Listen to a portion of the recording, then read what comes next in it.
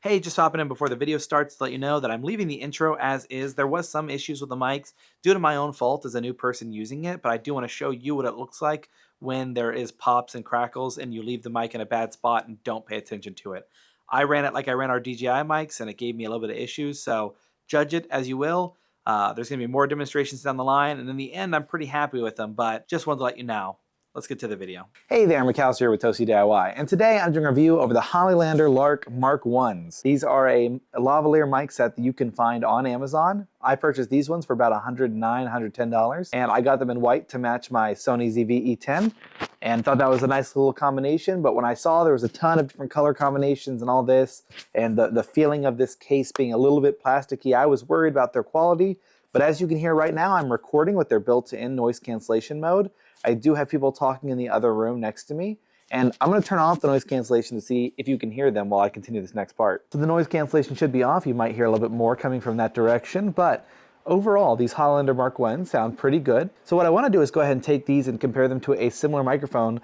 In this case, I'm going to use the DJI wireless mic set. This Hollylander Mk1 should be a nice replacement for those of you who don't want to shell out about $350 for the DJI set, or I think the more price approachable version of the Rode mic set that comes with two different ones that each can act as their own receiver. I believe that one's in the 200 range. This takes the bottom spot in pricing, but I think a pretty good spot as far as quality is concerned.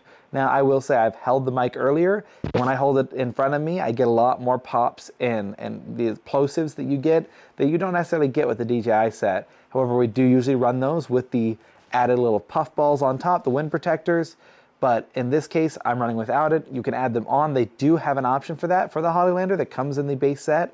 And when you pick that base set, you can also pick different color schemes. So now we're gonna do a couple tests. I'm gonna go ahead and get the DJI set and we're gonna just compare them side by side. And then I'll probably do a distance test where I'll put some distance between me and the camera. And we'll see how far I can go before it starts cutting out. We'll do that outside. And then lastly, I'll do a walk around the office and I'll describe about how many walls are between me and the camera so that you can get an idea of how well these mics continue to pick up even through different surfaces. So let's go ahead and get to that and then we can have some closing thoughts on this mic set. It's a little bright, but I think we'll deal with it. So right now I'm probably about, I'd say 10 feet away from the camera, and I'm just gonna keep backing up and we're gonna get different amounts. So I'll probably back up another 5 feet. We'll see how that looks, hopefully pretty good. And then we're just gonna keep backing up. I've got a pretty far shot to go and I'm just gonna walk down until I think it would lose connection. I think the DJIs gave me a range of pretty good, like 100, 120 feet before I started backing out. So we're gonna make that distance and see how it goes. So I'm just gonna keep chatting and talking and we'll see how it's going. These mics so far, I really like that they're very unintrusive. I don't feel like it's heavy and weighs down my shirt. The DJIs, I think, have a larger and a little bit more, integrity to them. They feel denser, they feel more manufactured. However, they are a little bit heavier. This set's really light, and maybe you're not hearing any of this, but I'm now about maybe 50 feet from the camera, and I would imagine I'm gonna lose some sound around the time I hit the road. So let's see. To the road. If this recording's still around this point, I'd be very impressed with it. You should still be able to see me. If not, I'll zoom in pretty close. Hi. All right, there's no way, but if you can still hear me, I'm highly impressed with this microphone. I am definitely about like 200 feet from the camera, I would say, and just gonna be shocked if you could hear me from that distance. So come back, pick up the camera, we'll throw on the DJI set, we'll compare the audio quality between them. I should test out, right now I got a little bit of wind, so I'm gonna get a little bit of a test here. Out here with a little bit of wind, no wind resistor on there, a little puff ball, but hopefully, there's a road to my left. You're getting a good idea of what that sounds like with the noise cancellation, just as a little bonus since we're outside here. Or maybe I'll just throw that in as another clip, who knows. I'm a normal distance away from the camera and now I've got it running and you've been listening to the Mk1 the whole time, but I'm gonna go ahead and switch over to the DJI and we'll see how that sounds. Right now I do have the noise cancellation on. I'm just gonna chatter a little bit here and switch over to the not noise cancellation. Now we're on the normal. Nobody's really talking in the background, so you can judge this versus the noise cancellation side on your own. Tell me what you think. I do believe this records on a left channel, right channel, depending on which ones you're running. And in that case, I will leave a note here if that's true. If that's not true, then I will, probably nix that, or I'll mark right here that I'm wrong. But now we've got a little bit of talking on this one. I'm gonna go ahead and do the same shot. I'm just gonna swap out the microphone for the DJI set, and we'll see how they compare. I now have on the DJI set, and just to take a moment to let you listen to that, I'm going to give you some quick left to right comparisons of them, of the Hollylander Mark versus the DJI.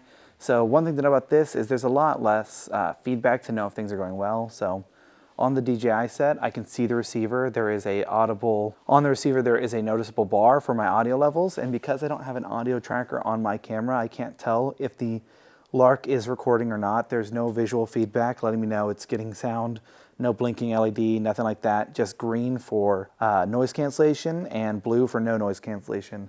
Aside from that, there's no real way to know when this is connected up. I believe there's a little light under here for pairing, but I haven't searched. It's not intuitive for me to know if something's paired and recording well. Just let it be known that when you look at that set, you are saving some money, but you are losing some features. The DJI set itself feels more manufactured. They're less plasticky, more metal feeling. They come with magnets for you to do kind of a lavalier where you don't have to clip it here. You could magnet it through your shirt if you want to. The receiver is better made, looks more interesting, looks nicer. Also has the ability to connect to an iPhone or an Android depending on what you want to do.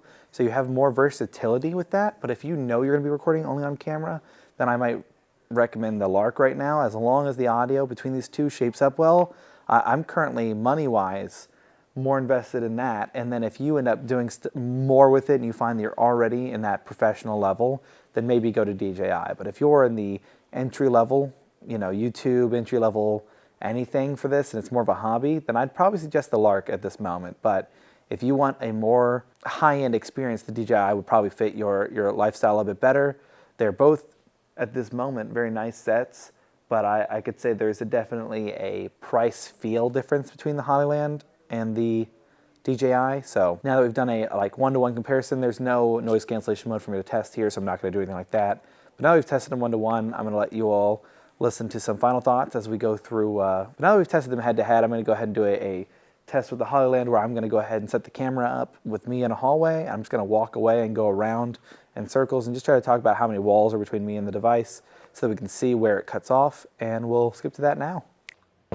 Cool, now you can't hear them recording a video in there. New Year's build guide if you want that. So I'm now using the Hollylander Mk1, the Lark or whatever it's called. I'm gonna go ahead and put some distance between me and the camera. Really, I don't think you'd need this feature. This is more for just if you really like to vlog and shoot live and you have somebody on the second mic and maybe they're not on camera, they're moving. Just nice to know what your options are. So I'm gonna walk in here to the kitchen. Just follow me if you can. We're gonna go this way, right into the kitchen and see how it goes. This should be only one wall, and I'm probably about 40 feet out from the camera. So we're gonna go behind this one wall, and I'm walking around the kitchen. I'm next to a fridge, all that jazz. So some pretty good walls between me and it. So if you didn't hear any of that, I was just in the kitchen. That was about a wall, 2 walls between me, because there's the bathroom. Here's that. I'm now gonna do the voiceover room, which puts us another about 5 feet away.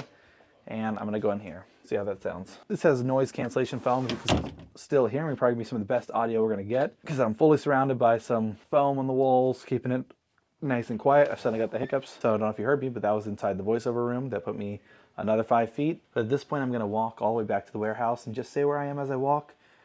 From here, we've got about one wall right here. Then we get a second wall right behind it. Then we're gonna be about another 50 feet out. So depending on how it did on the outside test, this might already tell you how this is going to do with this test, but we'll go ahead and walk back that way. So we're walking through, got about 3 or 4 walls between me and the camera because at this point I'm indirectly going around the film room. And now I'm walking to the very far back, and we'll see in the warehouse and wandering through, testing out the Hollylander set. I have it all the way in the other room. I'm testing out how far this receiver can do. So if at this point you can still hear me, that'd be amazing. You might also hear copyright music, so I'm gonna try the noise cancellation. I'm at the very back wall now, probably with about 100 feet between me and the camera, and probably about 6 walls between us. So if you can still hear me, that'd be amazing, but I doubt it. So now that I've done all the little tests, I'm gonna listen to it. You've already seen the results, but I'm gonna get my final thoughts on it, and then I'll meet you back in the other room, and we'll talk about it.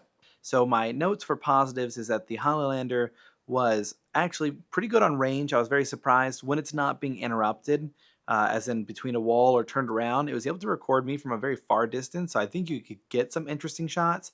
However, without a way to gauge whether I got the audio or not, without someone on the camera to tell me whether it's going well or not, if you're solo shooting, I think there's a fear that you could lose and have ruined audio because of its susceptibility to have random pops and things like that if it runs into your neck or pushes. Another big plus is that you're looking at a price of only about $100 for this versus $350 for the DJI.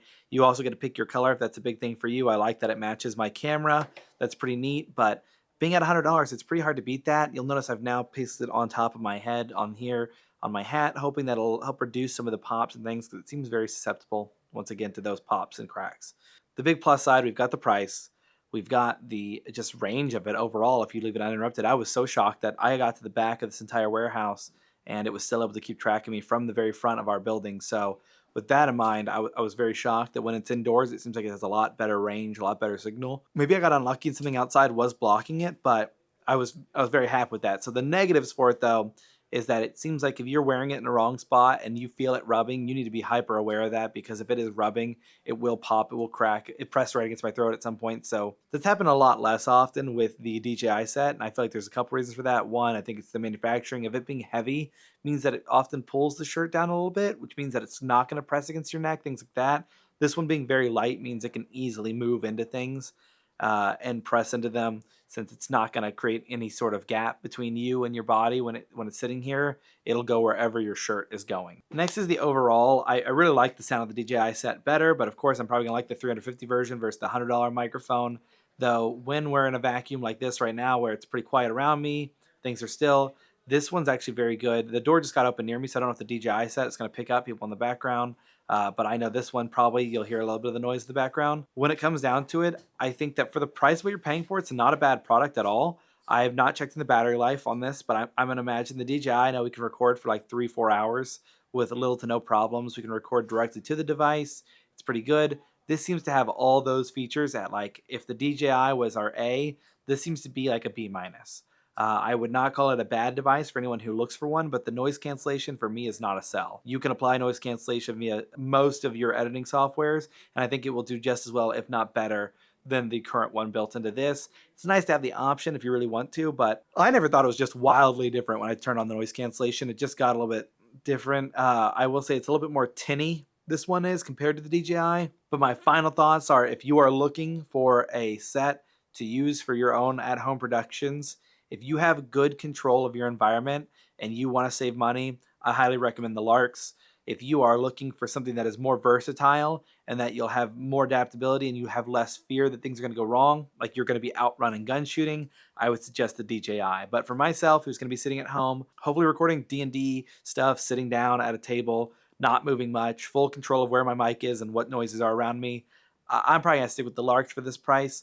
But in the future, I want to upgrade to the DJI just when it's more cost effective to do so. In the future, maybe I want to get a DJI set, but maybe when the price comes down or my work sells one, I could buy it for a cheaper price. So that's really all my thoughts on the two of them. I hope this recording sounds fine. I haven't done it on the hat before, so this is just a way to avoid it running into my neck and things.